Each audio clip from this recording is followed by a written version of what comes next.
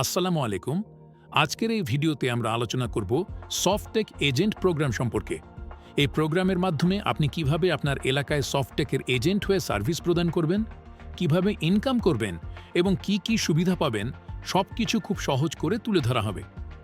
আজ 18টি সার্ভিসের মধ্যে একটি সার্ভিস উদাহরণসহ বিস্তারিত ব্যাখ্যা করা হবে, যাতে পুরো সিস্টেমটি আপনার কাছে সম্পূর্ণ পরিষ্কার হয়ে যায়। তাই অনুরোধ থাকবে ভিডিওটি শেষ পর্যন্ত মনোযোগ দিয়ে দেখবেন। আশা করি আপনার সকল প্রশ্নের উত্তর পেয়ে যাবেন।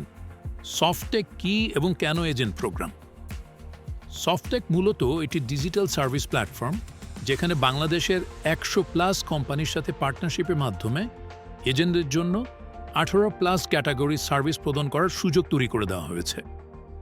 ডিজিটাল সার্ভিসের চাহিদা দিন দিন দ্রুত বাড়ছে, কিন্তু সব ধরনের সার্ভিস এক প্ল্যাটফর্ম থেকে দেওয়ার সুযোগ বাংলাদেশে এখনও নেই।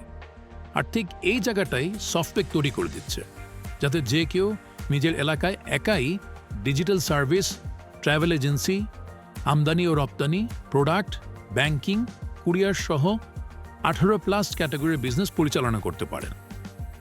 এজেন্ট হয়ে আপনি কি কি সার্ভিস দিবেন?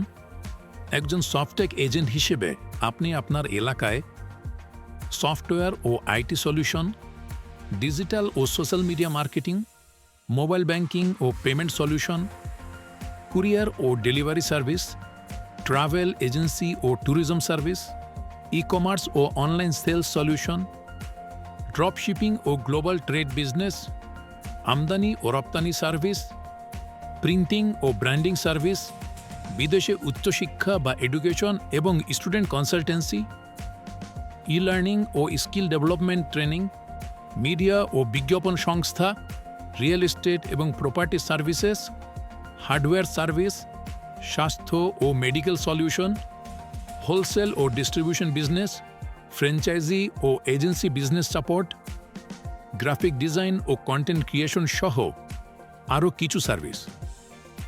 আজকে আমাদের 18টি সার্ভিসের মধ্যে একটি সার্ভিস, মোবাইল ব্যাংকিং ও পেমেন্ট সলিউশন নিয়ে বিস্তারিত আলোচনা করব।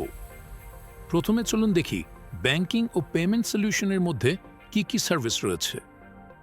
ব্যাংকিং ও পেমেন্ট সলিউশনে সাধারণত দুইটি প্রধান সার্ভিস অন্তর্ভুক্ত থাকে: এমএফএস বা mobile financial service, agent banking service.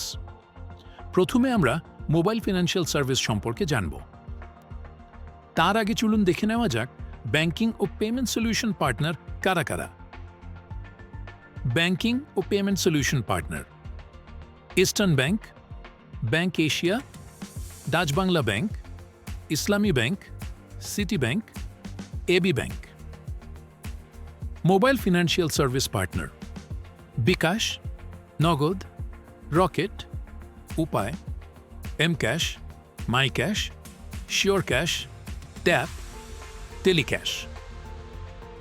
এখন আমরা জানব এমএফএস বা মোবাইল ফিনান্সিয়াল সার্ভিস সম্পর্কে জানব।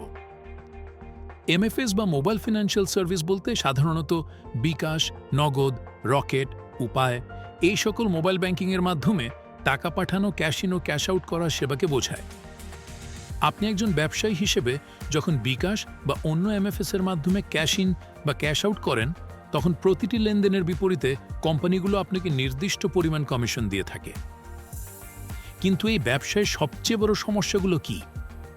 প্রত্যেক এমএফএস কোম্পানির জন্য আলাদা আলাদা এজেন্ট অ্যাকাউন্ট রাখতে হয়। প্রতিটি অ্যাকাউন্টে আলাদা করে ব্যালেন্স রাখতে হয়। অনেক সময় নির্দিষ্ট অ্যাকাউন্টে পর্যাপ্ত ব্যালেন্স না থাকায় কাস্টমারের লেনদেন সম্পন্ন করা যায় না। ধরুন আপনার অফিসে অথবা দোকানে 3 জন কাস্টমার আসলো। প্রথমজন বিকাশ ক্যাশ ইন করতে চাইল 5,000 টাকা, দ্বিতীয়জন নগদ ক্যাশ ইন করতে চাইল 3,000 টাকা, তৃতীয়জন রকেট ক্যাশ ইন করতে চাইল 2,000 টাকা। কিন্তু সমস্যা হলো আপনার কাছে বিকাশে ব্যালেন্স আছে 5,000, নগদে আছে 1,000, কিন্তু কাস্টমার চাচ্ছে 3,000, রকেটে আছে 500, কিন্তু কাস্টমার চাচ্ছে 2,000। ফলাফল যেটা হলো, বিকাশের ক্যাশ ইন করা হলো, কিন্তু নগদ ও রকেট ক্যাশ ইন করতে পারলেন না। কাস্টমার হারিয়ে ফেললেন, ব্যবসা নষ্ট হলো। এই ধরনের সমস্যার সম্মুখীন আমরা প্রায়ই হয়ে থাকি। এই সমস্যার সম্পূর্ণ সমাধান হলো সফটটেক এজেন্ট অ্যাকাউন্ট। সফটটেকের এজেন্ট হলে আপনাকে প্রতিটি কোম্পানির আলাদা এজেন্ট হতে হবে না। একটি সিঙ্গল মাস্টার এজেন্ট অ্যাকাউন্ট দিয়ে বিকাশ, নগদ, রকেট সহ সব এমএফএস সার্ভিস পরিচালনা করতে পারবেন। সব লেনদেনের টাকা একই অ্যাকাউন্টে যুক্ত হবে। এই অ্যাকাউন্ট থেকেই যে কোনো এমএফএস নম্বরে ক্যাশ ইন বা ক্যাশ আউট করতে পারবেন। এখন ধরুন আপনি সফটেক এজেন্ট হয়েছেন, আপনার মাস্টার এজেন্ট অ্যাকাউন্টে ব্যালেন্স আছে ৫,০০০ টাকা। এখন ঠিক আগের ৩ জন কাস্টমার আবার আসলো, ৫,০০০ টাকা বিকাশ ক্যাশ আউট করলো, আপনার অ্যাকাউন্টে যোগ হবে ৫,০০০ টাকা, নতুন ব্যালেন্স হবে ১০,০০০ টাকা। নগদ ৩,০০০ ক্যাশ ইন করলো, সমস্যা নেই, একই অ্যাকাউন্ট থেকে করবেন, ব্যালেন্স হবে ৭,০০০ টাকা। রকেট ২,০০০ ক্যাশ ইন করলো, সেটাও একই অ্যাকাউন্ট থেকে করবেন, ব্যালেন্স হবে ৫,০০০ টাকা। অর্থাৎ সব মোবাইল ব্যাংকিংয়ের টাকা এক জায়গায়, সব লেনদেন এক অ্যাকাউন্ট দিয়ে করা যাবে। এখন হয়তো আপনার মনে প্রশ্ন আসছে, এত সুবিধা যদি পাই তাহলে কি কমিশন কমে যাবে? আলাদা আলাদা এজেন্ট করলে তো বিভিন্ন কোম্পানি কমিশন দিত, এখন সফটেক এজেন্ট হলে কি সেই কমিশনের থেকে কম পাবো?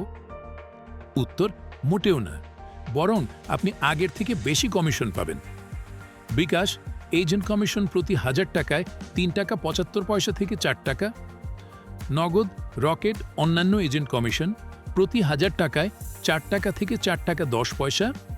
সেখানে সফটেক এজেন্ট হলে আপনি কমিশন পাচ্ছেন প্রতি ১,০০০ টাকায় ৫ টাকা, অর্থাৎ প্রতি ১,০০০ টাকায় সরাসরি ৯০ পয়সা থেকে ১ টাকা বেশি লাভ।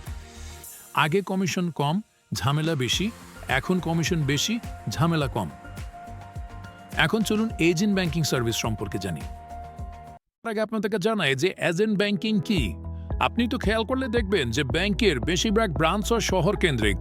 এই কারণে গ্রামের সাধারণ মানুষজন ব্যাংকিং সেবা থেকে বঞ্চিত হচ্ছে, অর্থাৎ তারা চাইলেও কিন্তু তারা ব্যাংকিং করতে পারছে না। এই গ্রামের সাধারণ মানুষদেরকে ব্যাংকিং সুবিধা দেওয়ার জন্য বাংলাদেশ ব্যাংক ২০১৩ সালে এজেন্ট ব্যাংকিং এর কনসেপ্টটি চালু করে। এজেন্ট ব্যাংকিং হচ্ছে অনেকটা ডিলারশিপ বিজনেসের মতো। আমি আরেকটু এক্সাম্পল দিয়ে আপনাদেরকে বোঝানোর চেষ্টা করছি। ধরুন এটা একটা ব্যাংক, গ্রামের সাধারণ মানুষজন ডিরেক্ট যখন ব্যাংকে যেতে পারছে না, তখন ব্যাংকগুলা কি করছে, বিভিন্ন অঞ্চলে তাদের একটা এজেন্ট ব্যাংকিং চালু করছে, অর্থাৎ কাউকে এজেন্ট ব্যাংকিং শিপ দিচ্ছে। এই এজেন্ট ব্যাংকের পক্ষ হয়ে এই সাধারণ মানুষদেরকে ব্যাংকিং সুবিধা দিতে পারবে। একদম সহজ কথায় যদি বলি তাহলে আপনি এজেন্ট ব্যাংকিংয়ে ধরতে পারেন যে কোনো ব্যাংকের ব্রাঞ্চের মতোই অনেকটা। এবার আসি, আপনি যদি এজেন্ট ব্যাংকিং নেন তাহলে এই এজেন্ট ব্যাংকিং আপনি কি কি কাজ করতে পারবেন, অর্থাৎ আপনার এলাকার বা আপনি যেখানে এজেন্ট ব্যাংকিংটা নেবেন সেখানকার মানুষজনকে আপনি কি কি ধরনের ব্যাংকিং সুবিধা দিতে পারবেন। আপনি এজেন্ট ব্যাংকিং নেওয়ার পরে আপনি চাইলে আপনি এলাকার মানুষজনদের জন্য অ্যাকাউন্ট ওপেন করতে পারবেন, ডিপিএস বা ফিক্সড ডিপোজিট সেবা দিতে পারবেন, নগদ জমা বা উত্তোলন করতে পারবেন, fund transfer, remittance, utility bill প্রদান, ইন্স্যুরেন্স প্রিমিয়াম এবং এসএমই লোন, অন্যান্য লোন যেমন আপনার হোম লোন, পার্সোনাল লোন বা লোনের কিস্তি গ্রহণ, ডেবিট কার্ড, ক্রেডিট কার্ড সেবা, school banking, payroll banking, mobile top up, bank statement, প্রায় আপনি ব্যাংকের ম্যাক্সিমাম বা আপনি সেবাই কিন্তু দিতে পারবেন। কোনো ব্যাংকের ব্রাঞ্চ গ্রাহকদেরকে আসলে যে সেবাগুলো দেয়, আপনিও কিন্তু এজেন্ট ব্যাংকিংয়ের মাধ্যমে গ্রাহকদেরকে প্রায় সেম সুবিধাগুলোই দিতে পারবেন। তবে এটা কিন্তু ব্যাংক ওয়াইজ ভ্যারি করে, কোনো ব্যাংকে হয়তো সার্ভিসের লিস্ট অনেক বেশি হতে পারে বা কোনো ব্যাংকে সার্ভিসের লিস্টটা একটু কমও হতে পারে। এবার আসি, আপনি কেন এজেন্ট ব্যাংকিংয়ের পার্টনার হবেন বা এই ব্যবসাটা কেন আপনার করা উচিত। আপনি যদি কোথায় কোনো বিজনেস করার কথা চিন্তা করেন তাহলে প্রথমত আপনি চিন্তা করবেন যে আপনি যে বিজনেসটা করবেন সেটার কাস্টমার বা গ্রাহক কারা হবে। দ্বিতীয়ত হচ্ছে আপনার এই বিজনেসের লোকেশনটা কোথায় হবে, যে আপনি যেই লোকেশনটা বিজনেসটা করছেন সেই লোকেশনে আসলে এই বিজনেসটা চলবে কিনা।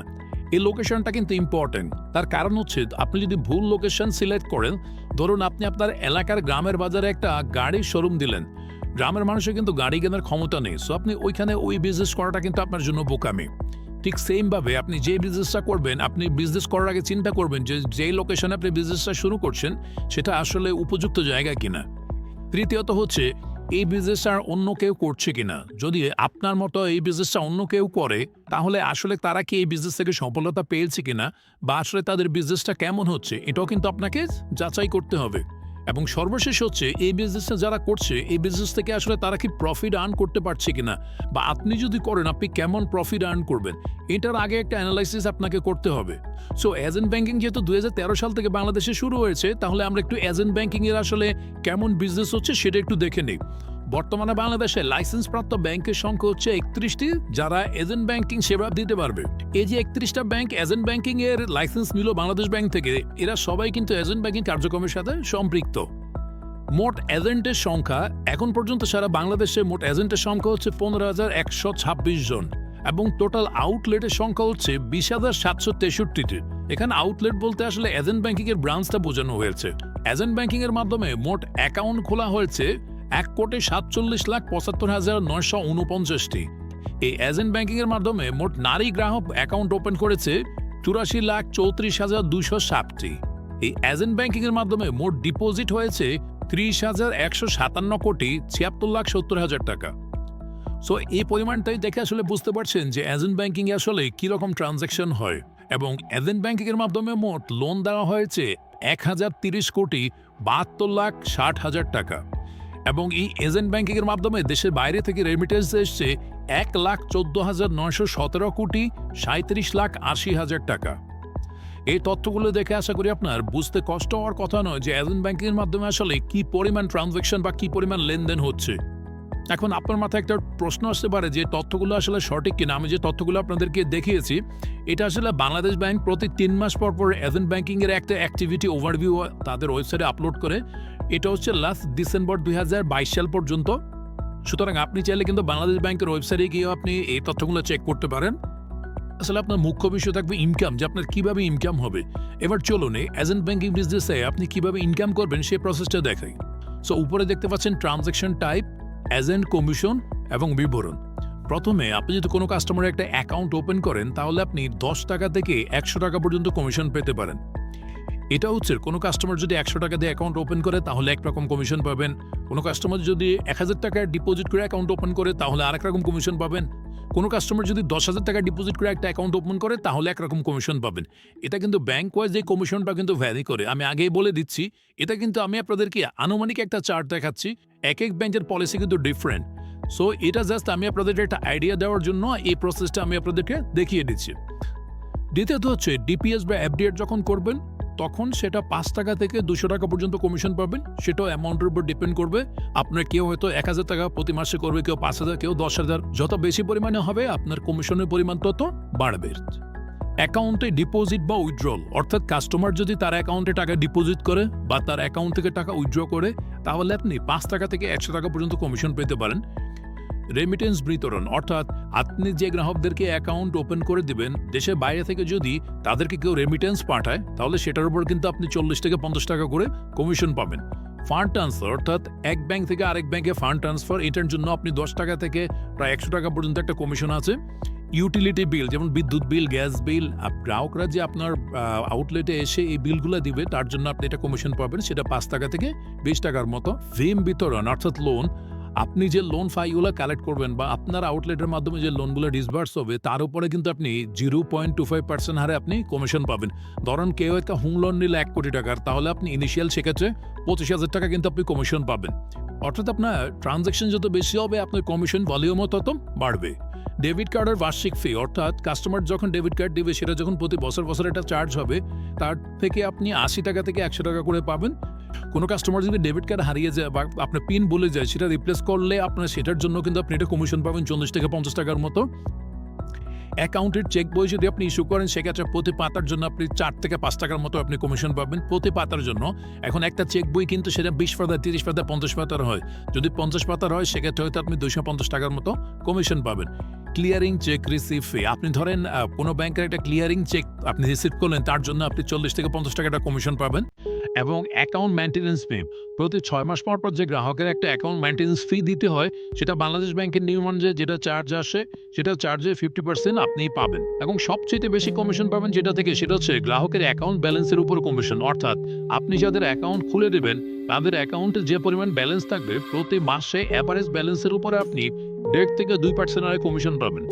ধরুন আপনি আপনার এলাকায় একটা এজেন্ট ব্যাংকিং নিলেন, সেটা আপনি 6 মাস ধরে আপনি পরিচালনা করছেন। 6 মাসে ধরুন আপনি 1000 অ্যাকাউন্ট ওপেন করেছেন এবং এই 1000 অ্যাকাউন্ট মিলিয়ে প্রতি মাসে ধরেন তাদের অ্যাকাউন্টে 50 লাখ বা 1 কোটি টাকার মতো থাকে সবার অ্যাকাউন্ট মিলিয়ে। এই টাকার উপর আপনি প্রতি মাসে আপনি 2% বা আপনি 1.5% হারে কিন্তু কমিশন পাবেন। সো আপনি যত পরিমাণ আপনি ডিপোজিট নিয়ে আসবেন আপনার গ্রাহকরা অ্যাকাউন্টে টাকা ডিপোজিট রাখবে, আপনি তত বেশি কমিশন পাবেন। সো এখন আপনি সেটা ক্যালকুলেশন করেন যে আপনি 1 কোটি টাকা যদি 2% বা 1.5% হয় তাহলে সেটা কত হয়, সেটা আপনি ক্যালকুলেশন করলে কিন্তু বের হয়ে আসবে।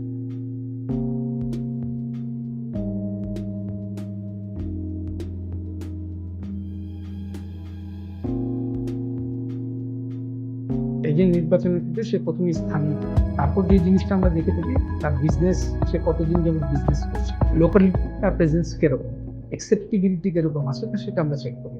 অন টপ অফ আমরা যেটা দেখে থাকি সে রেগুলার ইনকাম ট্যাক্স দেয় কিনা, ট্যাক্স দেয় কিনা, তার এনআইডি আছে কিনা, তার বিজনেস পেরিফেরিটা কিরকম করতে পারবে সে, এই সমস্ত প্রত্যেকটা জিনিস আমরা চেক করি তাকে। চেক করার পর আরেকটা জিনিস হচ্ছে লিগাল সেক্টর আমরা ভালো মতো চেক করি, চেক করে তারপর একটা এজেন্টকে সিলেকশন করা হয়। আমরা এক বাজারে একাধিক এজেন্ট আসলে আমরা দেই না, আমরা এক বাজারে একটাই এজেন্ট দিয়ে থাকি। আমরা আমাদের একটা নিয়ম আছে আমাদের নিজেদের মধ্যে থেকে, আমরা যেটা করি সাধারণত ব্রাঞ্চ এবং সের মধ্যে এক নির্দিষ্ট দূরত্ব থাকতে হয় আমাদের, সেই দূরত্বটা মেনে আমরা তারপর আমরা করবো। বাট কোনো কোনো ক্ষেত্রে হয়তো আমরা এটা মানা সম্ভব হয় না, বিকজ ওই এজেন্ট যেটা বললেন সিলেকশনের ক্ষেত্রে তার ক্যাপাসিটি, ওই বিজনেসম্যানের অবস্থান, এই সবকিছু বিবেচনা করে মাঝে মাঝে আমাদেরকে এটা ছাড় দিতে।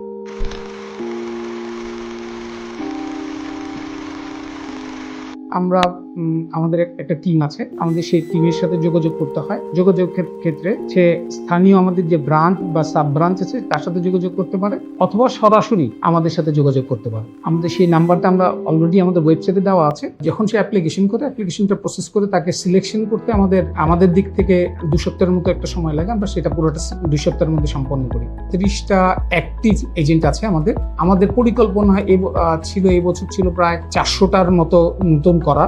প্রসেসটি একটু লেন্দি, মোরসি আমাদের কাছে লোক বাছাই করা, লোকটাকে বাছাই করার হলো সবচেয়ে বড় চ্যালেঞ্জ আমাদের জন্য। বিজনেসম্যান হিসেবে যাকে আমরা নিব, যে বিজনেস করতে পারবে, সেই সঠিক লোকটাকে নেওয়া।